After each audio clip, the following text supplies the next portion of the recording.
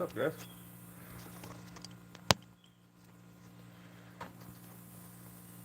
Josh, Boto, what's up, buddy? How's everybody doing? Afternoon. Dan, what's up, man?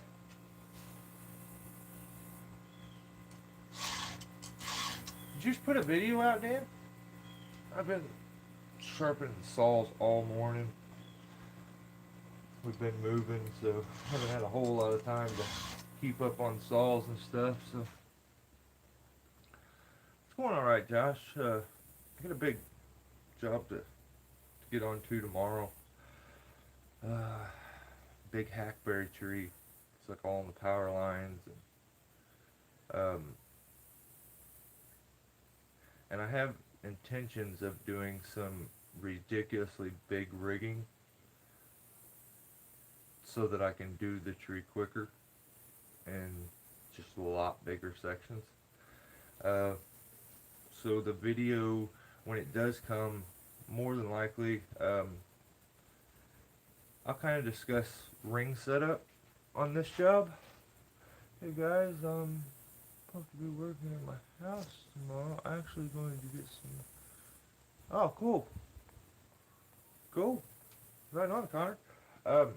So on the job, I'll kind of discuss ring placement and why I put things where I put them. But for this one here, I'm gonna try to rig really big. That's my game plan from setting at home, which most of you know. You can start a game plan, have a game plan, but when it comes time to do the job, everything could change. Lighting's not too hot right there, is it? I'm underneath the porch here, so probably not the greatest. Yeah, so the tree itself doesn't have much space. It's kind of stuck into one spot with a bunch of wires wrapped around it and stuff. Luckily the neighbors said that we could use some access to their place, but it's not going to help all that much because there's a small ornamental tree like directly under the underneath the hackberry that we gotta miss. They just slapped up their brand new cable line when they moved into this house, of course, you know, and then decided to have the tree taken out. I asked her, I was like, so, you know, you had that cable put in, did you think about maybe doing the tree before you went and had all these wires put in? And she said, well, I talked to them, and they told me that it would cost me $100 for them to come out and disconnect it and reconnect it. So she kind of answered for me. She said she's not paying that $100, which in the long run is kind of funny because, hang on a second. Here, you grab the bag, and I'll get the rubber also.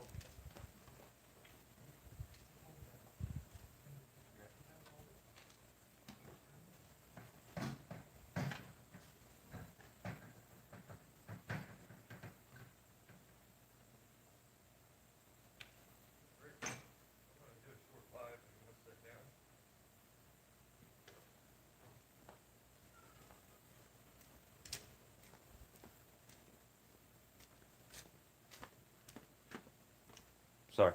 I had to help my wife real quick. She's working her tail off. Trying to get stuff moved and thrown away. But, yeah, the customer says, no, I'm not paying $100 to have it disconnected and reconnected. So I didn't bother. You know, she's asking for an estimate. And, of course, my estimate, I charged her more than $100 because of that line being there. But she didn't want to discuss that, so, I mean, she can make the decision. I'll work around the lines. I don't really care. So, you know, that's it's a really tight area, but I kind of looked the tree over, kind of come up with a game plan, and I'm going to use a spider leg tomorrow on my rigging line with, all the rings set up like normal. I'll kind of discuss why I'm doing that, but the like key to being able to do this job and do it as quick as I'm trying to do, and as rig as big as I'm trying to rig, is the technique of tip tying and rigging. You're not shock loading your system. You're basically. I heard it explained to me one time.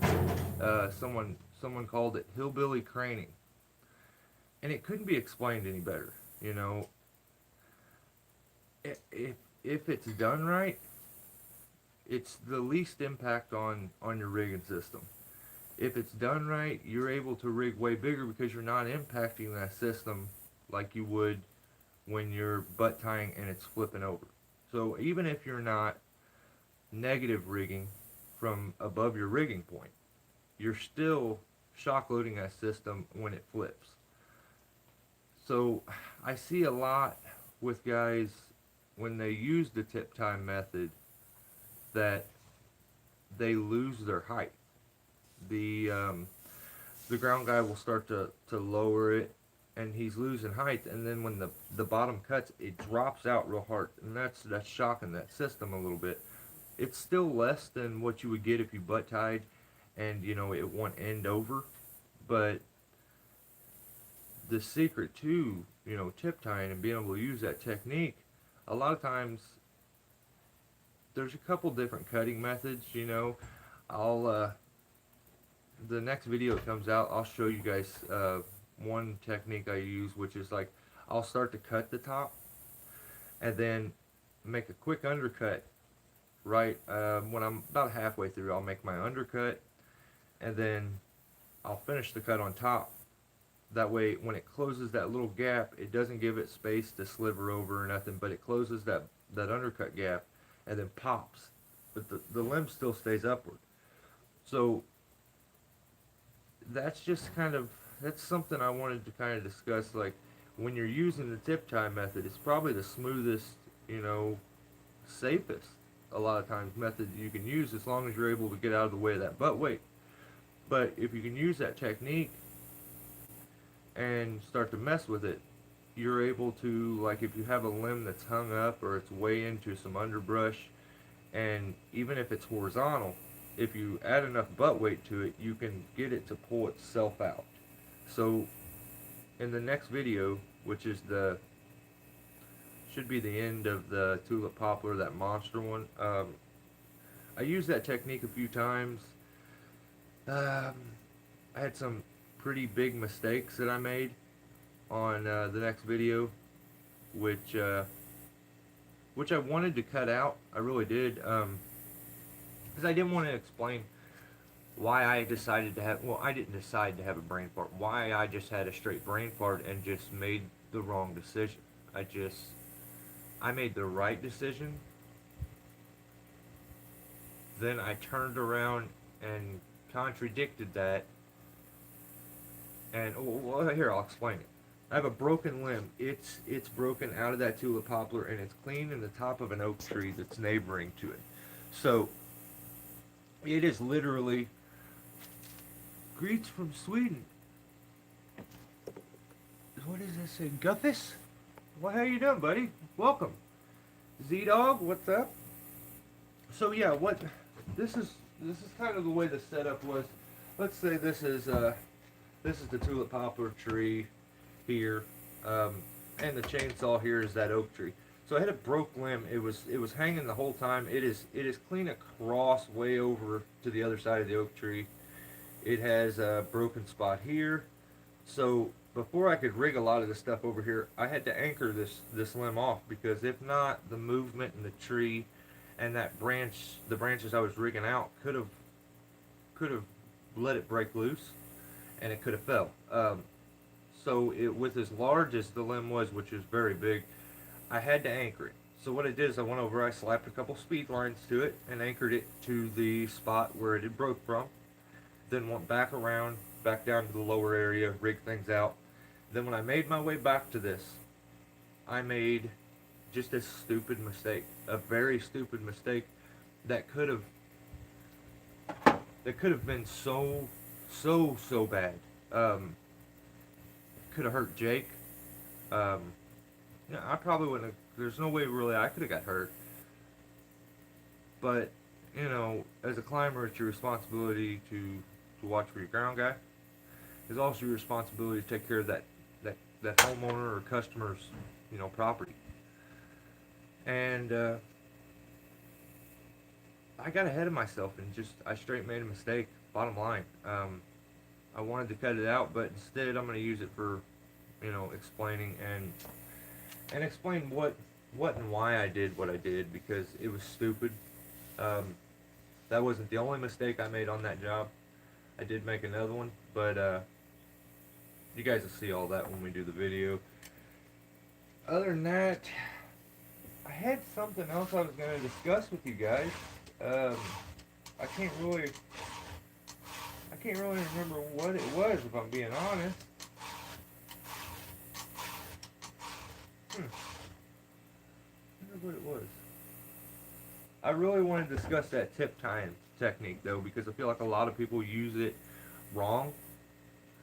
And, there's no reason to, if you're tip tying a limb here, and you're cutting down here, as you start to cut, that limb starts to go over and your ground guy lets it get to here, it's still connected. Boom. When this swings off, that shock loads the hell out of that system. You've lost all your height, and you've lost the advantage that you get from tip tying.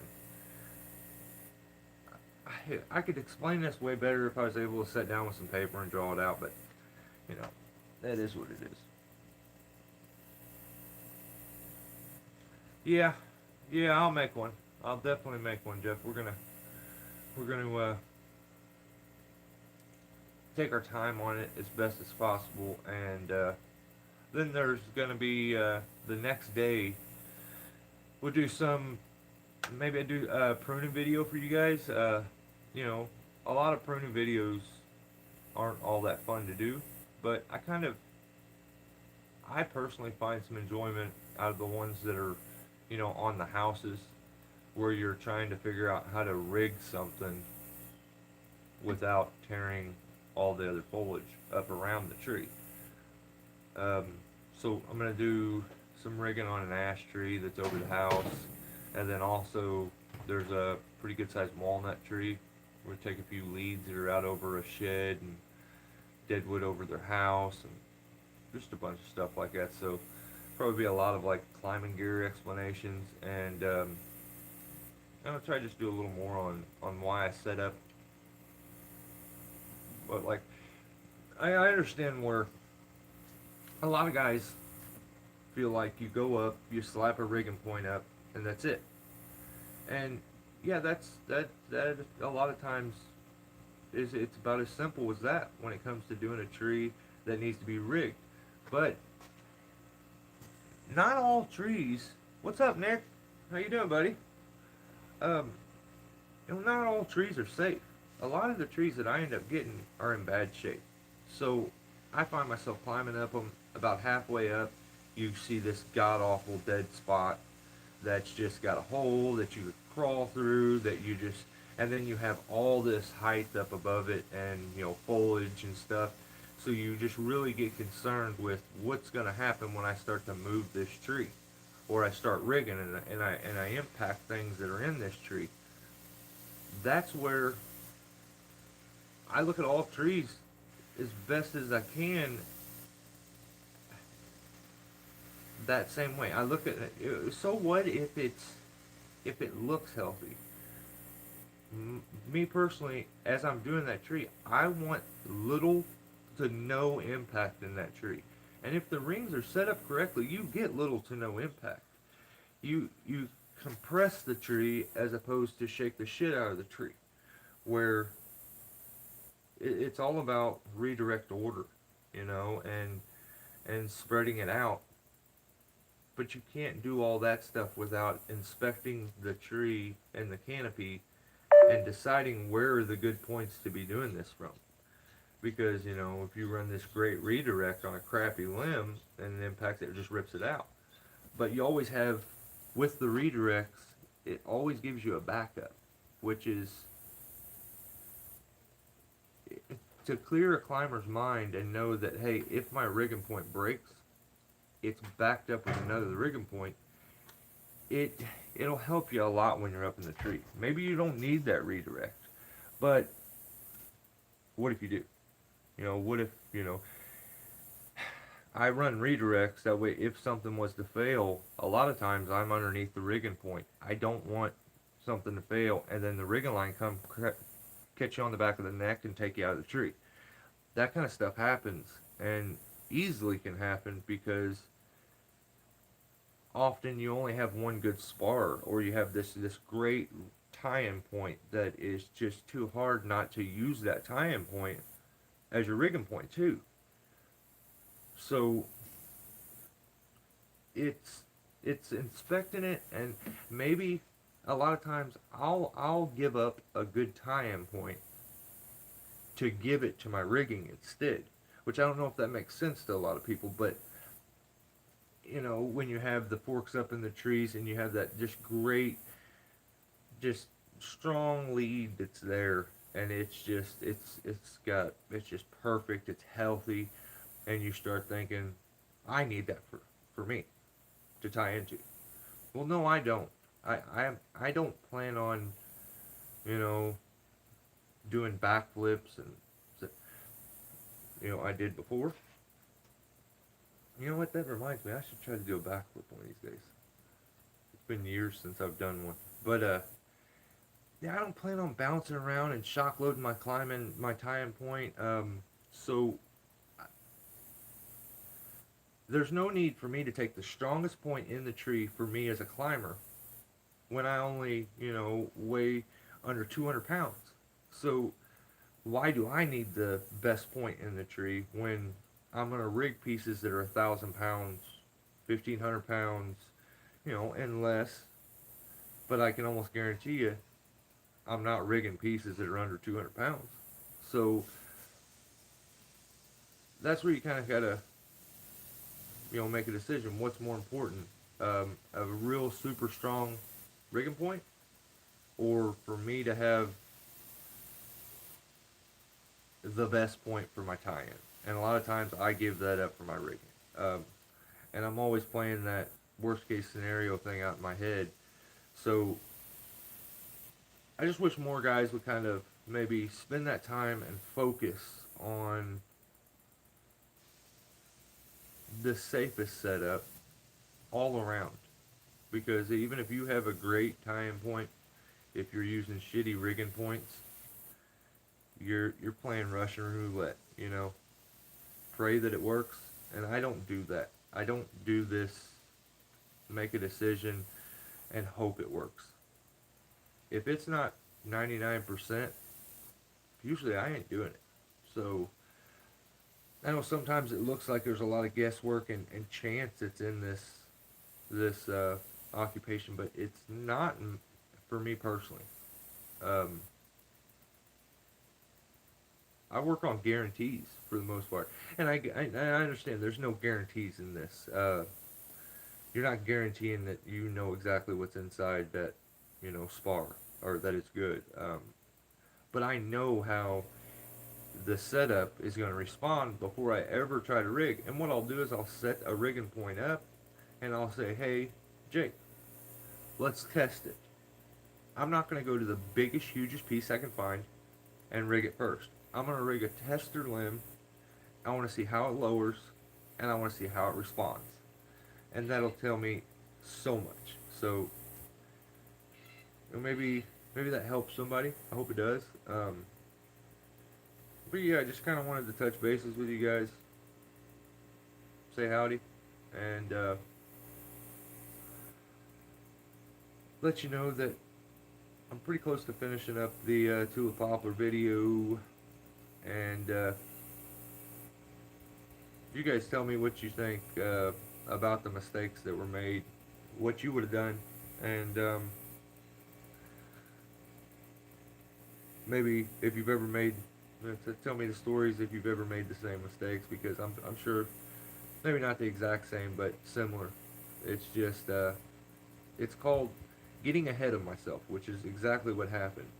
I was so gung ho on, I'm just knocking things out. This is everything's going perfect. I'm just on a roll here.